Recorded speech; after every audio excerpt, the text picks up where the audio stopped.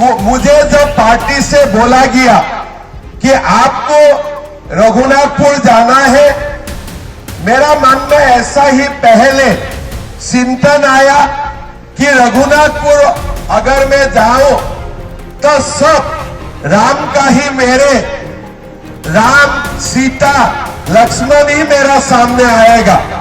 लेकिन मुझे बताया गया कि रघुनाथपुर में राम लक्ष्मण सीता तो बहुत है, लेकिन साथ में ओसामा भी है।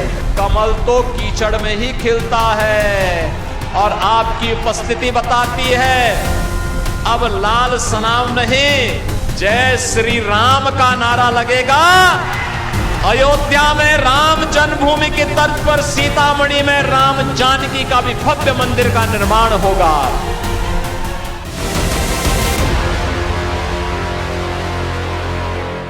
नमस्कार, नवभारत टाइम्स के स्पेशल शो लंच का पंच में आपका स्वागत है। आपके साथ मैं हूं विनीत त्रिपाठी। बिहार में पहले चरण के लिए 6 नवंबर को वोटिंग होनी है। फर्स्ट फेज के इलेक्शन का प्रचार आज खत्म हो जाएगा। चुनावी रणभूमि में सभी रणबांकुरों ने अपने तरकत से एक से बढ़कर एक बाण निकाले। असम के सीएम हिमंता बिस्वा शर्मा तो यहां तक कह गए कि बिहार आए तो सोचा था कि राम और सीता के दर्शन होंगे, मगर यहां तो ओसामा मिल गया। उन्होंने कहा कि पूरे भारत से ओसामा को भगाना है। इससे हिमंता को ताली तो मिल गई, मगर तालियां वोट में कितनी तब्दील होती हैं वो 10 दिन के बाद समझ आ जाएगा। मुझे जब पार्टी से बोला गया कि आपको रघुनाथपुर जाना है, मेरा मन में ऐसा ही पहले चिंतन आया कि रघुनाथपुर अगर मैं जाऊं तो सब राम का ही मेरे राम सीता लक्ष्मण ही मेरा सामने आएगा। लेकिन मुझे बताया गया कि रघुनाथपुर में राम लक्ष्मण सीता तो बहुत है, लेकिन साथ में ओसामा भी है। मगर एक सवाल जो हमारे मन में कौंध रहा है वो ये है कि पहले फेज की वोटिंग में वक्त नहीं बचा। आज शाम तक चुनाव प्रचार भी शांत हो जाएंगे, लेकिन हिंदू मुस्लिम एंगल कहां मिसिंग है? ये मुद्दा बिहार की राजनीति से क्यों गायब है? राजनीतिक दलों के लिए सबसे जरूरी मुद्दा यही होता है, तो आखिर अब तक क्यों इस मुद्दे से दूरी बनाई गई? थोड़ा समझते हैं इसको। बिहार चुनाव में नेताओं ने हिंदू मुस्लिम का जिक्र न करते हुए विकास, रोजगार, पलायन, बिजली, महिला सशक्तिकरण, पानी, बाढ़, ये सब मुद्दे रहे। यहां तक कि भारतीय जनता पार्टी और ओवैसी की पार्टी नेताओं ने भी मंदिर मस्जिद का में इसको लेकर कोई भी भड़काऊ भाषण नहीं दिया। ओवैसी की पार्टी ने 2 गैर मुस्लिम उम्मीदवारों को भी मैदान में इस बार उतारा है। दक्षिण मध्य गया जिले से एक रिजर्व सीट पर सिकंदरा से मनोज कुमार दास और पूर्वी चंपारण की ढाका सीट से राणा रणजीत सिंह को टिकट दिया गया है। अब यह देखना अच्छा है कि एक विशेष तौर पर मुस्लिम पार्टी की छवि लेकर आगे बढ़ रही एआईएमआईएम ने गैर मुस्लिमों तक अपनी पहुंच बनाकर अपना दायरा बढ़ा रहा है।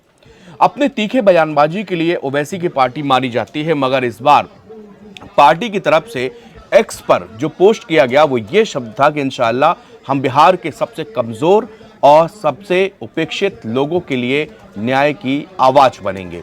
इसी तरह भाजपा में कम से कम बिहार के नेता जानबूझकर या अनजाने में हिंदू मुस्लिम करने से बिल्कुल बचते हुए दिख रहे हैं। उत्तर प्रदेश के मुख्यमंत्री योगी आदित्यनाथ ने सजदा और औरंगजेब का जिक्र करके माहौल बनाने की पूरी कोशिश की। उन्होंने महागठबंधन पर मुस्लिमों को खुश करने के लिए औरंगजेब की कब्र का सजदा करने का आरोप लगाया, लेकिन यह भी वहां पर कारगर साबित नहीं हुआ। आम जनमानस में इसकी चर्चा ना के बराबर दिखी। लोगों ने बिल्कुल भी इस कमेंट पर या योगी आदित्यनाथ की इस भाषा पर इंटरेस्ट नहीं लिया। सिवान जिले के रघुनाथपुर में बोलते हुए उन्होंने कहा कि राजद और कांग्रेस अपराधियों को गले लगाते हैं। कांग्रेस और राजद जैसी ताकतें औरंगजेब की कब्र के सामने सजदा करने की आदी हैं। ऐसी ताकतों को सत्ता में ना आने दें जो अपराधियों को गले लगाती है। लेकिन यह मुद्दा नहीं बन पाया। दरअसल बिहार कम्युनल हार्मनी यानी सांप्रदायिक सद्भाव और समाजवादी की अपनी पुरानी परंपरा पर काबिज रहा है। यहां पर जेडीयू और आरजेडी जो कि राज्य के 2 प्रमुख राजनीतिक दल हैं, इनकी भी लाइन समाजवाद और सांप्रदायिक सौहार्द पर ही टिकी रही। दोनों एक दूसरे पर क्या आरोप लगाते रहे वो अलग है, लेकिन खुलकर दोनों ने कभी भी हिंदू मुस्लिम की पर्टिकुलर राजनीति नहीं की। नीतीश कुमार पर यह आरोप जरूर लगता रहा कि उनका बीजेपी के साथ में गठबंधन है और बीजेपी हिंदुत्व की बात करती है, लेकिन केंद्र में गठबंधन के बावजूद नीतीश बिहार में अपनी उदारवादी छवि को बरकरार रखने में कामयाब रहे। अगर ऐसा ना होता तो भाजपा अभी भी राज्य में अपनी सफलता हासिल करने के लिए संघर्ष नहीं कर रही होती। जेडीयू के साथ बीजेपी का महागठबंधन इस बात को पुख्ता करता है कि आज भी बिहार की राजनीति में जेडीयू और आरजेडी दोनों अपना दबदबा बनाए हुए हैं। इसी साल जनसत्ता अखबार ने बीजेपी नेता शाहनवाज हुसैन का एक इंटरव्यू किया। शाहनवाज हुसैन भागलपुर के रहने वाले हैं। उनसे पत्रकार ने सवाल पूछा था कि आप कह रहे हैं कि विपक्ष मुस्लिमों को आपके खिलाफ करता है, भाजपा भी तो हिंदू मुस्लिम की राजनीति करती है। इसके जवाब में शाहनवाज हुसैन ने कहा था कि हिंदू मुसलमान के मुद्दे को हम चिमटे से भी नहीं छूते हैं। यह विपक्ष का काम है। जो इस देश से प्यार करेगा भाजपा उसे अपनी छाती से लगाएगी। भाजपा की हर योजना देश के सभी नागरिकों के लिए है, यानी बीजेपी को भी पता है कि यहां पर वो कार्ड नहीं चल पाएगा। यूपी और बिहार की राजनीति में आप कई समानताएं खोज सकते हैं, लेकिन इस मामले में उत्तर प्रदेश और बिहार की राजनीति बिल्कुल अलग है। असल में बिहार सामाजिक न्याय के नाम पर प्रतिस्पर्धी जातिगत राजनीति से बुरी तरह जूझा। बिहार को कास्ट पॉलिटिक्स की प्रयोगशाला के रूप में जाना जाता है, क्योंकि यह बड़े राजनीतिक प्रयोगों और बदलते राजनीतिक गठबंधनों का स्थल रहा है। यहां तक कि भाजपा सहित जो कि पहले जातिगत राजनीति को इतना तवज्जो नहीं देती थी, उसे भी इसे अपनाने के लिए मजबूर होना पड़ा। इसी तरह जो मुस्लिम कभी जाति व्यवस्था को न मानने का दावा करते थे, वो इसे एक विशिष्ट हिंदू वर्ग की बात बताकर उसकी निंदा करते थे। वो भी जोश में आकर इस आंदोलन में शामिल हुए और पिछड़े वर्ग के हिंदुओं के लिए आरक्षित कोटे में हिस्सेदारी की मांग करते रहे। हालांकि यहां पर हालात तेजी से बदल रहे हैं। जो नई पीढ़ी आगे आई है वो इस कास्ट पॉलिटिक्स से आगे की सोच रही है। लेकिन दो चीजें फिर है। एक तरफ तो हालात कास्ट पॉलिटिक्स के सुधरने की किरण नजर आ रही, लेकिन वहीं एक ऐसा क्षेत्र भी है जहां हालात सुधरने के बजाय और बदतर होते गए। वो है राजनीतिक सार्वजनिक संवाद का स्तर, जो लगातार गिरता जा रहा है। खास तौर पर भारतीय जनता पार्टी और कांग्रेस के बीच बहस जो बिल्कुल नए निम्न स्तर को छू गई। इसका सबसे बड़ा उदाहरण रहा लोकसभा में विपक्ष के नेता राहुल गांधी की हाल ही में दी गई स्पीच। राहुल गांधी मुजफ्फरपुर में भाषण देते हुए उन्होंने बयान दिया कि मोदी वोटों के लिए नाच भी सकते हैं। ये स्पीच उन्होंने तब दी जब एनडीए के और तमाम नेता बिहार में जंगल राज और करप्शन पर महागठबंधन के नेताओं को खूब सुना रहे थे। लालू परिवार पर भी व्यक्तिगत हमले किए गए, असभ्य भाषा दोनों तरफ से सुनाई दी।